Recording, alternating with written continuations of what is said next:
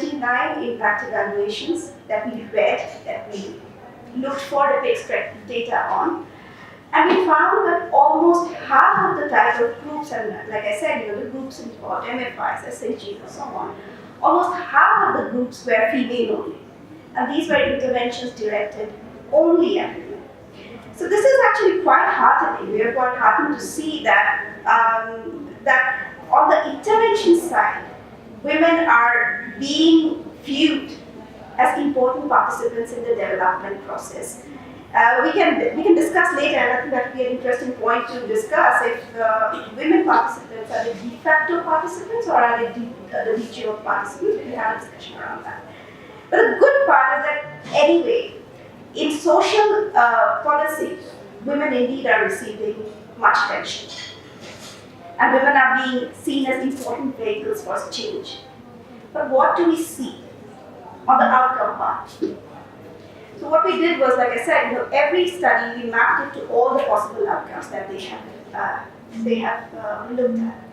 So here I think there's a very clear, obvious pattern that you see. The blue columns are the economic outcomes, and the yellow ones are social and human development, health and education outcomes. The purple ones are the empowerment outcomes. Not necessarily related to economic outcomes. So what do we see? And we see that there's a steep fall compared to economic outcomes. Empowerment outcomes have been studied really less. Savings and debt have been studied within empowerment outcomes. You can see that it's non-financial decision making, which has the last bar there. You can see that there are actually around 30 studies that have, of 129, there are 30 that have looked at non-financial decision making as an indicator of women's empowerment. But look at what we see on experience of physical, mental, and sexual abuse. I think we barely found maybe 7 studies that have looked at the impact of these programs on abuse.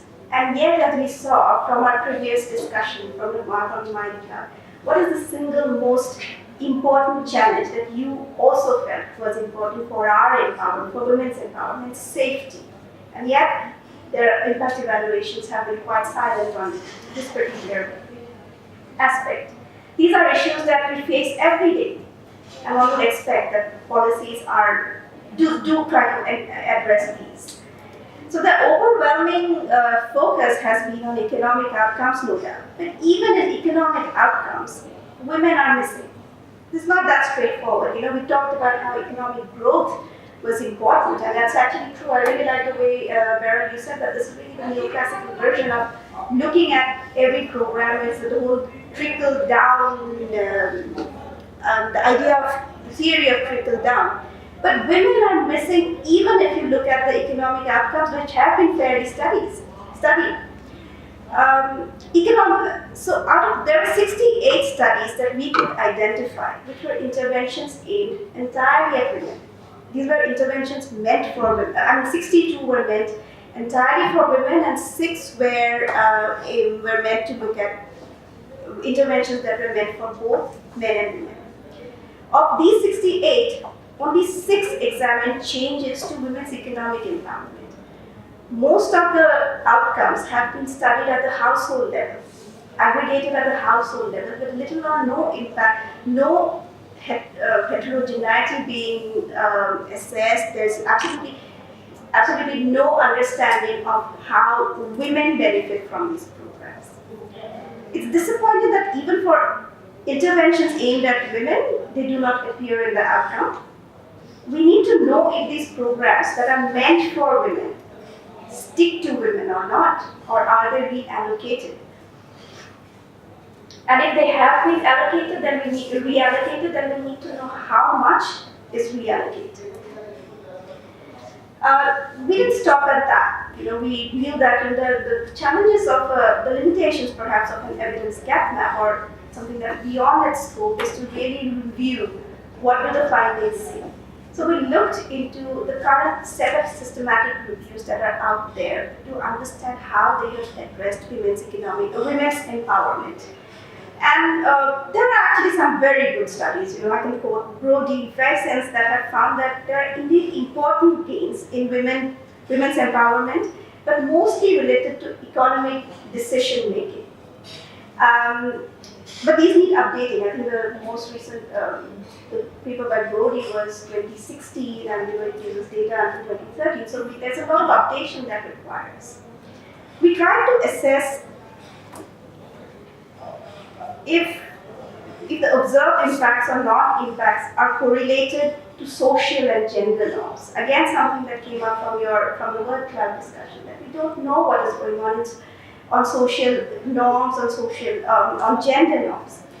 The question we posited to ourselves are we likely to find higher impacts on economic outcomes in contexts where women start with less regressive gender norms? And we knew that we were stepping into a very nebulous area. We knew there were no clear definitions.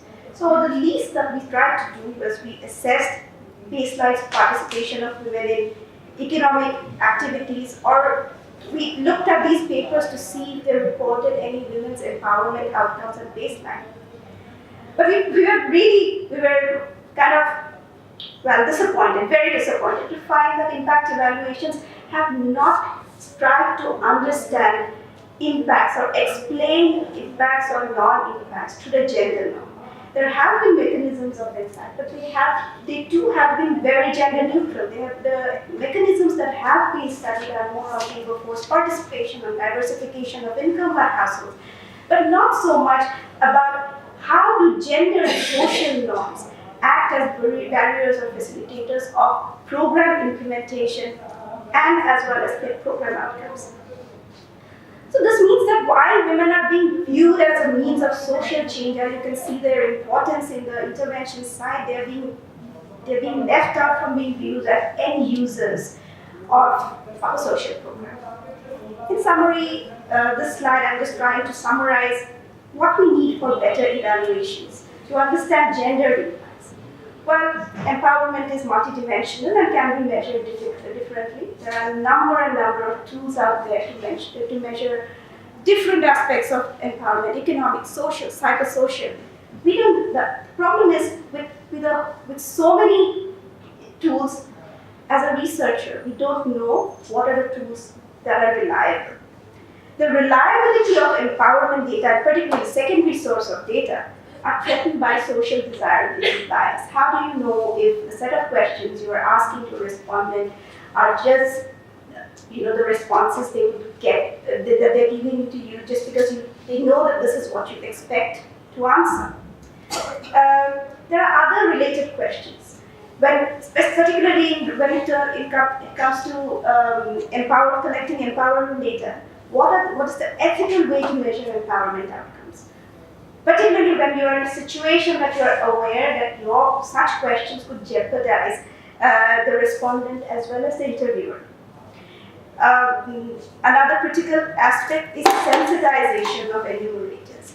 The framing of questions, in our own experience, we found that framing of empowerment-related questions, building trusts, eliciting response, requires certain level of nuance, certain level of training. Can large-scale surveys credibly achieve this? Can we rely on large-scale data for empowerment data?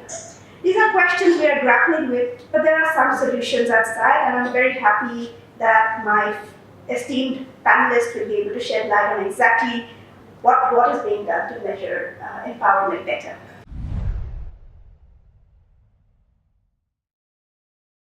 I'm going to start by saying, why is it even so hard to talk about women's empowerment, let alone thinking about measuring it?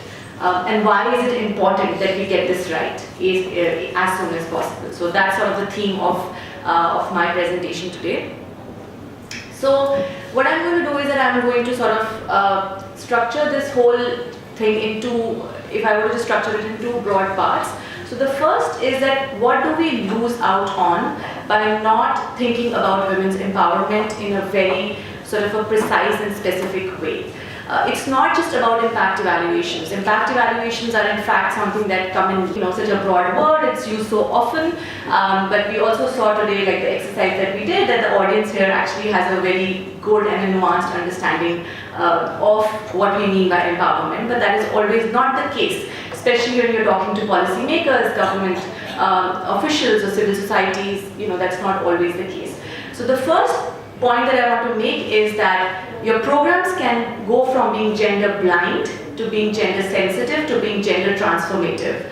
And what this means is not just about programs that are focusing to improve women's empowerment or that have that as a goal, but even if you look at programs for just increasing learning outcomes for children, for example, gender will play a very different role. Like if you don't look at girls as a different group and the vulnerabilities they come with, and you come up with a program that's just broadly for everyone, you might miss out on extracting the full impact. So that's the first point I want to make. The second thing I also want to say is this framework that recently came to my attention, which is about whether is it an instrumentalist approach or a transformative approach. So when we think about instrumentalist approach to programs, what that basically means is that you're looking at women as having the multiplier effect. So women as mothers, women as wives. So you focus on them, you can train them or you can provide them information on how to bring up, how to take care of their child so that it has a multiplier effect and we see long-term gains. But the recent shift is also on looking at, or what is known as a transformative approach, where you want to focus on women in and of themselves, right? So what does this mean? So for example, a program that's specifically looking at providing good antenatal care to women when they're pregnant could even be thought of as sort of an instrumentalist approach, but a program that's looking at giving choices to women in terms of birth spacing, family planning, all of that is a more of a gender transformative approach. So this is just something that I wanted to share here. Okay, so that's the one part of the thing. The second part is mostly focusing on the measurement side of things. Why is it hard to measure women's empowerment? And that is going to be the focus of my presentation today. Okay, so when we think about measurement, there are two things that I feel are really important. The first is, what do you want to measure? And the second is, how do you want to measure? The problem with women's empowerment is we still don't know the what. We are still way behind in trying to understand the construct of empowerment. Forget about breaking it down and trying to measure it, the different components. There has been a lot that's been written, and not just by, I think in fact economists have probably written the least, but there's a lot of cross-disciplinary work that if you look at, one of my favorite papers is by Donaldson. This is a working paper by World Bank. It's a 2017 paper, which is really fantastic because it's really trying to draw on the various concepts and understandings from psychology, sociology, and trying to see how we can then develop really good measures. So what I want to now say is that what does an ideal measurement strategy look like, or what should it ideally look like, is first that you, like I said, you have the conceptual clarity, which basically goes on to thinking about the definition, right? How do you define empowerment? And even with something like empowerment, there have been lots of definitions, and I will be borrowing upon one of them very specifically.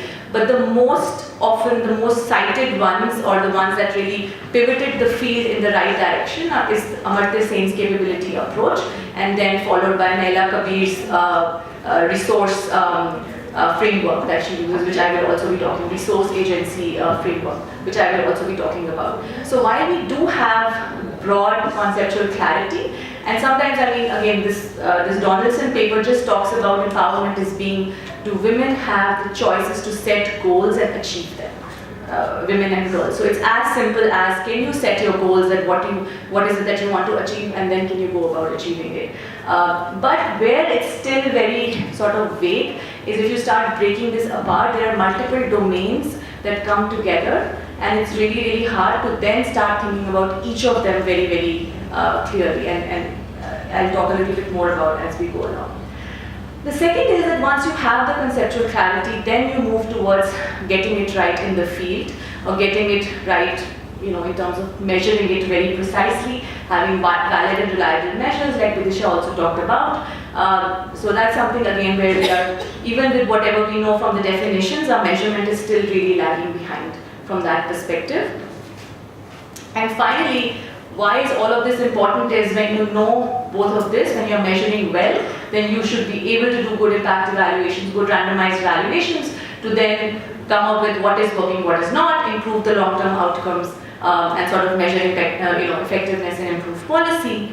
But basically to reap the benefits of useful insights provided by impact evaluations to design effective programs and policies for women's and girls' empowerment, we must first understand the process of empowerment itself, and then sort of have that effect of go cascading in that sense.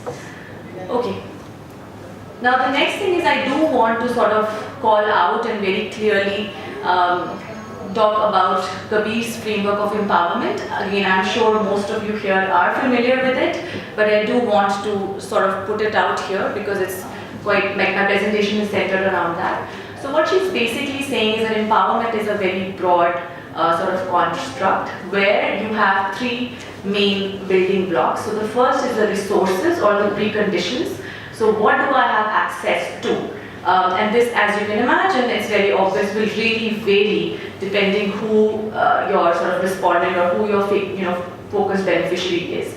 So it could be my access to human capital, financial capital, social capital, and physical capital. So she's trying to sort of bring everything into this preconditions. After that is agency, which is a process. And this is about, do I have the voice, can I participate, and can I finally decide? So a number of measures, even if you look at DHS or a lot of these large-scale survey, they're actually coming up with, like they have decision-making, mobility, all of this, which is actually agency. They're trying to really measure that. And the third aspect is actually achievement. So what do I achieve with my resources? Then what do I do with these resources because of this process of agency? What are my achievements in the field of education, health and nutrition, and income generation and assets, right? This looks pretty straightforward. But all of this is then informed by the structures of constraints, which is norms and institutions that vary by context and influence every step of the process. So what essentially I'm trying to say here is that women's empowerment, if you just look at it from the perspective of, okay, these are the three broad things that it means, but it all is all about power dynamics and the interplay with which how different power relations impact all three things. So is this any less complicated? So what I'm trying to say is that it's not just about the different ingredients, so to say, of what goes, but how they interact with your social and cultural norms, with the institution and practices. This is what makes it really hard to kind of go in there and try to measure it in that sense. Now the other thing that if things were not complicated enough, the other thing I do want to bring out here is this concept of intersectionality, which is to say that it's again not just my gender, but I might be facing many more intersectionalities because many more vulnerabilities and challenges because of the different dimensions of my identity over and above my gender, right? So this is a term which was sort of coined in 1989, and it actually came from the US, where there was a lawsuit which was filed by black women in I think one of these automobile companies, where they were fired, but they wanted to say that we are black and we are women, so we are impacted much more than say a black man or a white woman. But the court did not agree because they said that this type of intersectionality doesn't make sense. You can't have a category in which you are vulnerable on both sides.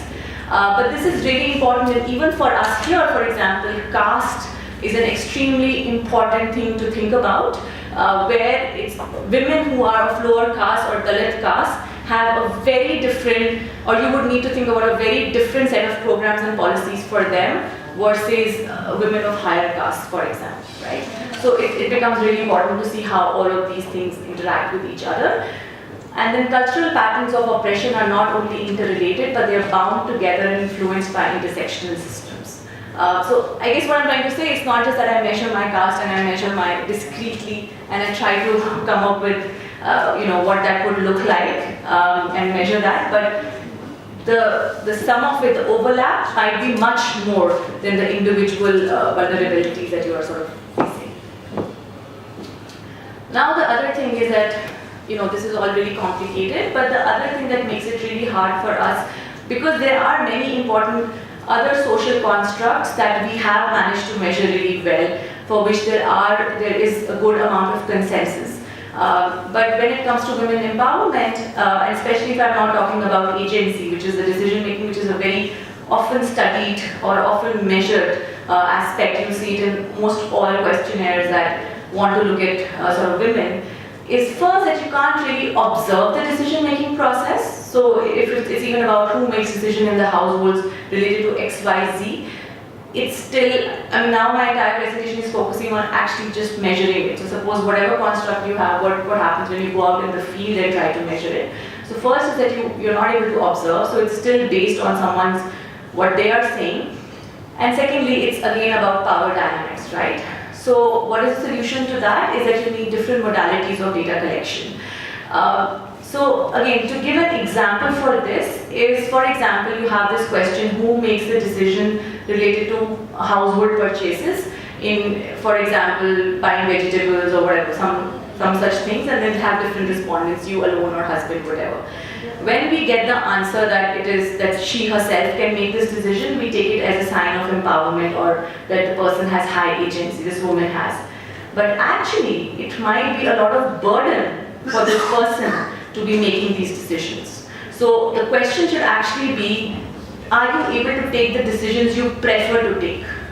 Because if she is supposed to be the one who's always buying vegetables and fruits and taking those decisions, that might not actually be an empowering experience, but might really be disempowering. So just to say that there is a nuance to that as well that we sort of miss out on. But again, in terms of solutions, when I say different modalities, what it means is, of course, you want to use a lot of qualitative, in-depth field survey first to understand the realities, the barriers, and then there are other things, for example, lab in the field experiments, which are like hypothetical situations of how a woman would respond, like a lot of game theory and all of those things that you can use. And when you collect all of this, then maybe we can come together to understand a valid scale, and actually JPAL has started working on this. So our gender sector co-chair Seema Jayachandran is currently doing a study in India which is trying to come up with this sort of a gold standard thing which is informed by a lot of in-depth interviews, a lot of qualitative work, and a lot of these lab games in the field, in the lab kind of games.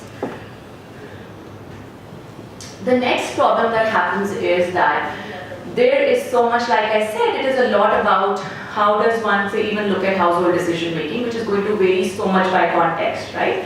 So this means that every time I'm going to a new place, the context will really impact the kind of questions I ask, the way the empowerment gets defined. And this is really problematic because at the end of the day, it then does not allow me to compare across studies to have less standardized measures. So this is sort of a trade-off that if there are people who have measured mobility, for example, differently, then they're left with a study that they can't really benchmark it against, say, what has happened in other countries or other regions. And here, just to talk about mobility, to give an example, for example, Rachel Clinester, who is now the chief economist at DFID, but was an earlier an executive director at JPAL, she did a study in Bangladesh, which was funded by 3IE, which was on adolescent girls' empowerment. And when they try to measure mobility, so if you say, are you allowed to go to a fair and all of these things, you will, or are you allowed to go out alone, you will not capture it. But what she actually found that they were allowed to go alone to schools. They were allowed to go alone to schools or with friends, but that will not get captured in this question. But she tried to change her measure of mobility, but then she couldn't compare it across studies. So this is a big trade-off. And the final point is that there are reporting biases. I think Vidisha also talked about it in the field when you are going and collecting, so whether it's a social desirability bias or even they don't really understand the question. Having been through this, I'm also a PI on a study where we're actually looking at women-headed households for a livelihoods program, and there again we have a module on women's empowerment. It took us so long to get the enumerators to start and for people to understand the questions, because it was about self-efficacy. So self-efficacy questions like, are you confident that you can and they just were not getting it. So it's really hard, and it's really hard to adapt. Okay, so I'll be very quick. My time is up. So I'm just going to say that these are some of the ways in which you can think about building a reliable tool. So as you can see that this has many steps, which really starts with formative research. To quickly run through this, I wanted to give an example of a general question that's asked in DHS. But then if you ask it in a much more specific way, for example, if your child is sick and needs immediate health care, but your husband is not at home, what would you do? This is a much more nuanced way of asking the question, who usually makes decisions on healthcare of yourself and your children, right? So even sort of thinking much more, pushing ourselves to think like this. And like I've already touched upon the other sort of non-survey instruments that we can use. But the final point I want to make is that yes, we might, because context plays such an important role, we might want to do formative research and have all of these things for many different types of studies. But over time, we have to really think about pooling all of this to come up with over time measures that can also then be comparable across the world and different contexts. So basically you want to start by capturing different dimensions of empowerment by using a wide variety of approaches. You want to triangulate across these different measurement approaches, and then finally you could come up with measures that you can then adapt to the context wherever you are. So I'm going to end here. I also just want to note that JPAL has released this practical guide to measuring women's and girls' empowerment. So if any of you are interested, I would encourage you to take a look at this.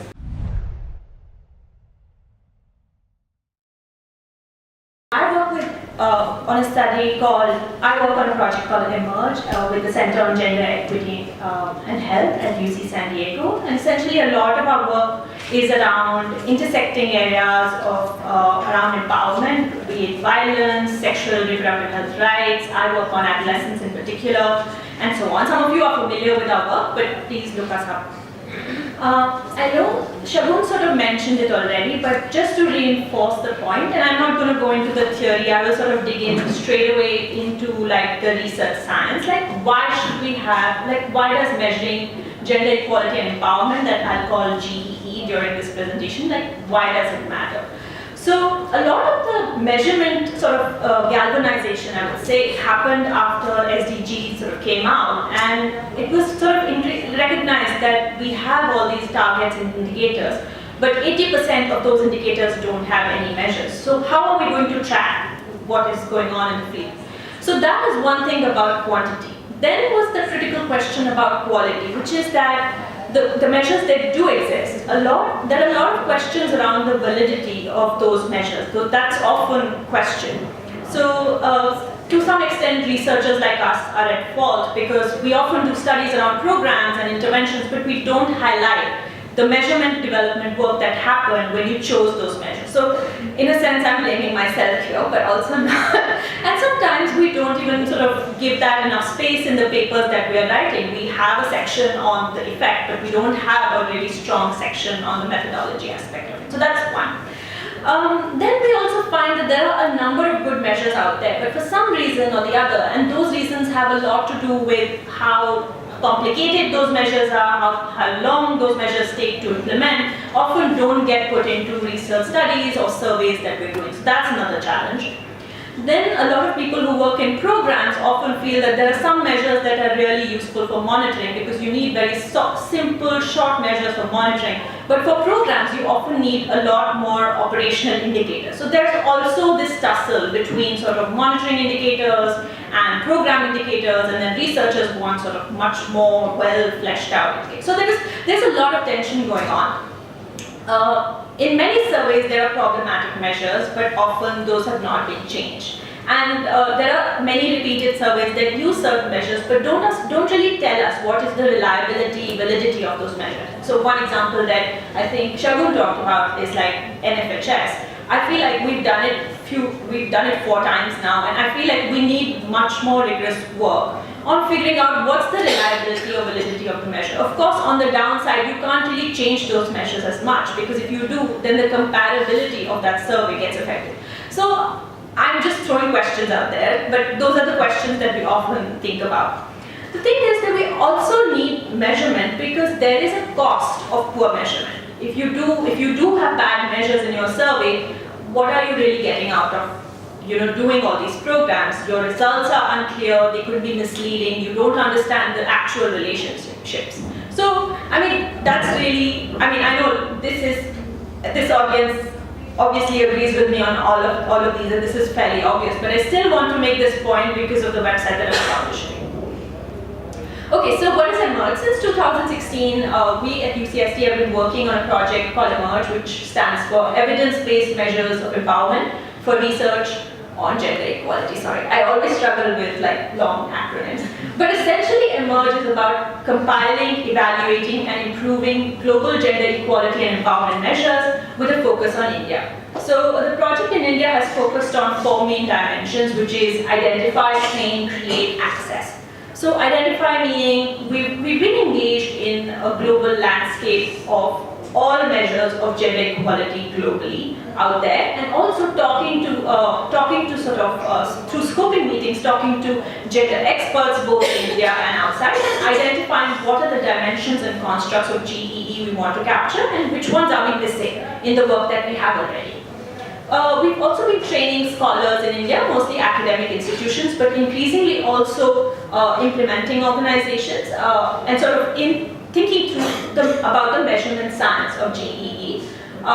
We've been funding research to do innovations, and I'll sort of show you quickly what those innovations are, and eventually to also improve access for researchers, and not just researchers, but also program researchers, people who do surveys. So how do you increase access and awareness of gender equality measures? Essentially, I don't want to go too much into this, but the idea is we want to build bridges between scientists and practitioners through all of these efforts. The first one with three main products. The first one being coming up with a conceptual framework around GEE that's gone through a lot of discussion. We have a website now, which is an open resource public good, which basically has about 150 global measures for gender equality and empowerment, and it's also assessed them, and also capacity building and technical support to partners and organizations in India that we work with that are going to lead the next generation of measures development. So Emerge, I'll just quickly go through this. Essentially, I think the what question is about empowerment has been talked about, but I'm going to focus on the measurement aspect, which is what I work on, where we do a bunch of workshops on psychometrics, and we really talk in depth about how do you go about creating a measure, when should existing measures be adapted, how do you adapt measures, what aspects of reliability and validity should be assessed, what are assessed and what we find, and how valuable is formative research. Because I know it all sounds pretty quantitative, but qualitative research has a huge role to play in the sort of validity of the measure that you are creating. Alright, so this is just a presentation of the framework that we came up with. Essentially, these are the 9 dimensions that after a lot of brainstorming that came up, that wherein measures should be defined. And I'm just going to sort of just invite you all to guess, when we did the global landscape, which measure do you think had the maximum amount of measures and which one had the least? So which one would you think, and I'm going to tell you the result in a little bit. So which one would you think is the maximum you'll find measures on? Economic, okay. Hold that. And then which one would you say the least? Direct poverty or any other? Psychological. Political. Okay, no, that's okay. No. Okay, so maximum is economic. Any other for maximum? Household. You're not saying health. Maybe. Okay. So we'll hold that. We will come back to this. So I just want to show you our website. So the website clearly outlines as it buffers. On the website we really sort of look at the psychometric sort of methodology. We came up with a fairly give me a minute. Yeah. So we're going to go to scoring methodology first because that's really important. So we came up with a fairly rigorous scoring methodology that was drawing from both the theoretical ideas but also a lot of methods books that we had all studied through our grad schools on psychometrics. And essentially the idea was to come up with what should be the component of a really good measure. So a lot of workshopping happened, there was a lot of decision trees like this made, which look really scary, but they're actually quite simple. The idea was, how should you rank a measure? And then I just want to go down, and we came up with this kind of pro forma. I don't know if you can read it, but basically each aspect that was important was given a point. So you had formative research that got a certain number of points, existing literature, cognitive inputs. A lot of you have done this in grad school, or maybe do this in your jobs, but a lot of the times we forget to do this in the studies that we're doing. And then also about reliability, so internal consistency reliability, test-retest reliability, I don't know if these names are coming back to you after a while, or have you been working on this? And then content, face validity, criterion validity, construct validity. So the idea was, when studies are published, are they highlighting this? And we were not judging it based on our own discretion. It was based on what's been written out by Sage, by Debellis, by Groves, and all the other methodologies that exist out there. So then I want to show you. So then if you go to this website, you can also, let's say I'm a survey designer and I'm working on a study to increase self-efficacy. Okay, that's my favorite example, let's say. But I want to increase I want to look at what are the measures out there that increase self-efficacy. So you go to the website, you just type out self-efficacy. And yeah, so here are the measures of self-efficacy that you will find. And then they say, I'm going to go to maybe condom use self-efficacy measure. Okay. If you're in family planning, this might be something you're interested in. So you go to this page, and basically we've rated these. Oh yeah, thank you. Okay, so what you can see is, this is the measure. These are the items in the measure. So there's a Spanish translation, there's an English translation, and then how the measure does on psychometric scoring as well as citation frequency. Now there might be many reasons why some measures get cited more than others, and some of it is like if it's an open access paper, if it's like a large scale, like conflict tactic scale, gets cited many times. And then what were the response options? So basically just like this, we have about 57 measures out there right now. I would suggest, if you're engaged in developing measures, please go through this. Please see if your measure is here. If it's not here, please contact us and please send us your measure, and it can be on the website, available for other researchers to sort of look at, use, cite, and so on. Also, we've tried to define all of these measures by the dimensions that I talked about. So let's do another example. Does anybody have a preference for searching a measure that they're working on? I could just do maybe one, just to see if something comes up. So is there an area that someone really works on and is interested in seeing? Be brave. Community health work is collaboration. What's the measure? Aspiration. Agency, aspiration. Aspiration.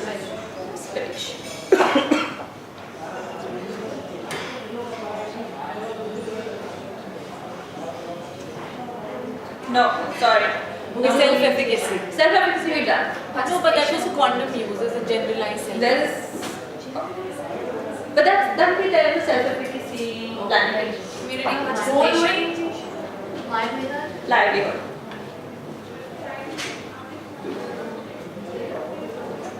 Oh, only one measure shows up. So if you do know more, please send them to us. And they can be access to assets. Access to assets. Okay, I'm being told that I don't have enough time, but you can do autonomy actually. Okay, so when you do assets, all of these measures show up. And so you can also know which country it was implemented in, how many countries it was tested in, and things like that. Those are things that are important for us. Okay, may I go back to the web? Okay, I'm going to now give you the answer to the burning question that we had. What is, which is this. So these are the measures out there. These are 157. So everybody who said economics, sorry. The most measures exist for social, health, and household. Okay? And the least ones are for environment, not surprising, legal, and psychology. Does that, okay. So, Yeah. okay, so my question is, if social has the most, Yeah. why is it that we constantly are saying that we don't have adequate tools for gender analysis? That gender analysis is about social norms that create, perpetuate, reinforce socially based inequalities. We do have tools, but sometimes they are not good enough, which is my next point, which is that we often, so now what I've done is I'm just showing, these are some early results, but basically what this is showing that 60% of, less than 60% of the measures that we have don't have, no, only less than 60% of measures have formative research. Less than, and you can see the same for reliability, like that's how few measures test reliability. That's how few measures test validity. So that's what, and we've sort of sub-categorized it by the dimension. So you can see like for the green one, I believe is political, the one that's like the lowest. So political measures are often not testing reliability, which is worrying for whoever is a political scientist here. And we haven't kept time, poverty, sustainability because there's only 2 or 3, so it's very hard to assess and give you a percentage for that. That's not a very helpful. So I mean, we can come back to this in the questions, and you can sort of think of, and we can think about like what are the reasons. But one thing that I would really worry about is for people who are working on, say, repeat studies, like they do before, after, or do like repeated surveys and things like that. Not having reliability is a really bad idea. And for people who do intervention work, not having good validity is a really bad idea. Like I feel like that is like how I would sort of just like take a big picture view. Obviously you need to have both, and that's what we sort of emphasize. So I'm just going to finish up and just give you just few reflections. The first is that when we do the workshops and when we work with people, we train scientists and even program people, we say, you may neglect everything else, but please do 3 things. Please do formative research, please do retest reliability, and please do construct validity. Anything else you do over it is extra, and we'd love it, but just do those 3, because that's like the basic minimum sort of you have to do in order to have really good science, because that is really important. The second thing that I want to say is that the good news is that there are a lot of measures. The not so good news is we're not using them well. We're not using them at all in many cases. There are also a lot of potential measures out there that, as you're doing your surveys, you can include in your surveys and strengthen further. So, and like in the field that we work on, there's a lot of measures around coercion, reproductive coercion, there's IPV measures, collective efficacy, especially for people who do self-help group work. So there's a lot of measures out there. Just, there is no need to create a new one if the measure that exists is really good. But if it's not that good, use the items, adapt it, strengthen it, test it, and that will be sort of the contribution to the field. And finally, I just want to end by saying I just thank 3IE for having this conversation, because many of you have been working in this field for a very long time and are really engaged in having this conversation about strengthening measurement. But today in the morning I read like this piece by Sunal Desai on gender, and it was, I don't know if you've seen it, but it was in the Hindu, and it was a very sobering piece. Because we feel like we're doing this cutting edge work, but what are we really doing? We need to really, I think we're at a really important inflection point where we need to reflect and think about how can we strengthen the science that we're doing in order to have like a meaningful contribution on what, right? So I'm just going to leave you with that. If you have a question, so the last thing I want to leave you with is that our website is completely free, it's open. Please engage with it. It's a good foundation, but I'm sure it can be improved further in terms of usability, but it can also use if you have measures out there that are not there, then please send them to us. They will get assessed on the methodology that you have seen, and they will go on your website and they'll be cited by others. So it's a real win-win for everyone.